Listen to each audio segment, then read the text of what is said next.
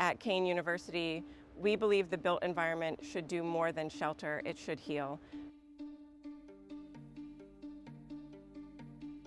We're here in Salvador, Brazil, with two institutions partnering together.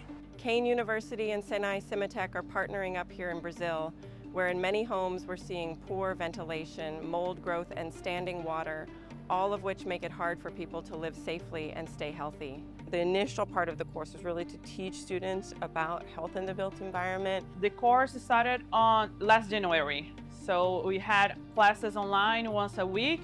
So we discussed, for example, about the mosquitoes or about the mold and the materials that we can use in those houses to make life for those people better. We have industrial designers and architects in the United States from Kean University, and then through Brazil's SENAI CIMATEC. We have 9 architecture students. We're making like an assessment tool to like help evaluate the houses here. We go into a house and the tool we made is supposed to like help us evaluate the house in an easy way. So this is one of the most important parts that we are trying to solve, especially because with the worm, it creates mold and humidity, and that's a bad thing. You can read books, you can get the lectures, and you can sit in a classroom and read about it, but to experience it, that's where you find results. That's where you see real patterns that happen.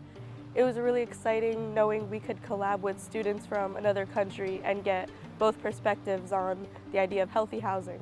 We think about, research in a way that it could be just in a surface level, but it could definitely help and impact many lives.